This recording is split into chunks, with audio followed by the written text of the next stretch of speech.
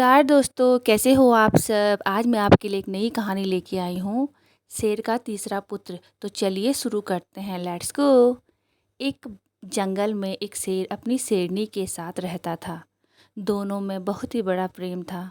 दोनों शिकार के लिए साथ साथ जाते और शिकार मारकर साथ ही खाया करते थे। कुछ दिनों बाद शेरनी ने 2 बच्चों को जन्म दिया। शेर ने कहा, अब तुम शिकार के लिए मत चलो, घर पर ही रहकर बच्चों की देखभाल करो। मैं अकेला शिकार के लिए जाऊंगा और तुम्हारे लिए भी शिकार लेकर आऊँगा। उस दिन से शेर अकेला ही शिकार के लिए जाने लगा। शेरनी घर पर रहकर दोनों बच्चों का पालन पोषण करने लगी। एक दिन जब शेर शिकार के लिए गया तो पूरे दिन घूमने के बाद भी उसे कुछ नहीं मिला।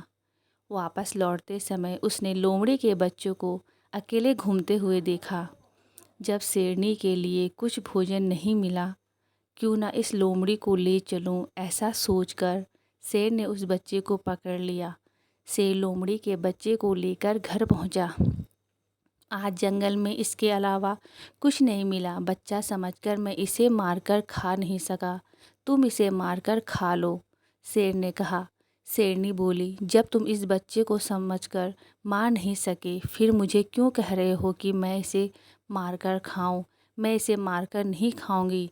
जिस प्रकार मैं अपने 2 बच्चों का पालन पोषण करती हूँ, उसी प्रकार इसका भी पालन पोषण करूँगी। आज से मेरे 3 बच्चे हो गए हैं। शेरनी उसी दिन से अपने पुत्रों के समान ही लोमड़ी के बच्चों का भी पालन पोषण करने लगी। लोमड़ी का बच्चा भी शेर के दोनों बेटों के साथ पलने बढ़ने लगा। जब तीनों कुछ बड़े हुए तो साथ साथ खेलते कूदते लगे। शेर के बच्चे यह नहीं समझते थे कि वह दोनों शेर के बच्चे हैं और यह तीसरा लोमड़ी का बच्चा है। इसी प्रकार लोमड़ी का बच्चा भी अपने को शेर से बच्चों से अलग नहीं समझता था। कुछ और बड़े होने पर तीनों बच्चे एक दिन खेलने के लिए जंगल में गए।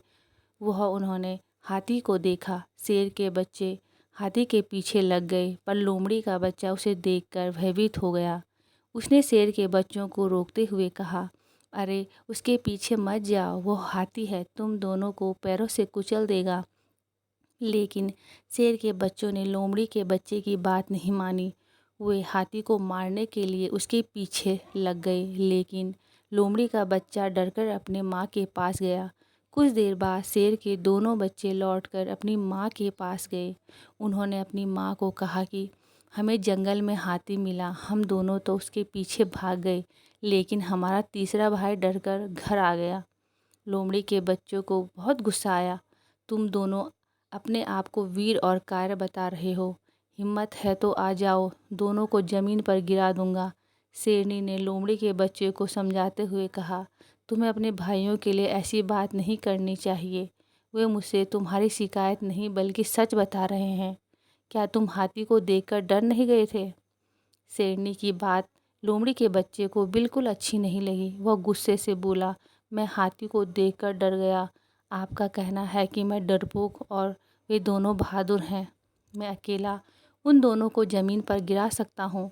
तुम शेरनी बोली, देखो बेटा, अधिक बढ़ बढ़कर बातें मत किया करो। यह तो सच है ही कि तुम्हारे वंश के लोग हाथी को देखकर डर जाया करते हैं। शेरनी की बात सुनकर लोमड़ी के बच्चे ने बड़े आश्चर्य भरे स्वर में कहा, क्या कह रही हो? आपकी बात से लगता है कि मेरा वंश और उन दोनों का वंश अलग है। सच बताओ, क्या बात है?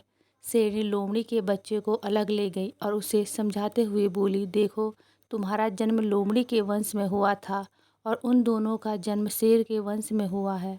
मैंने तुम पर दया करके अपने बच्चों के समान ही तुम्हें पाला है।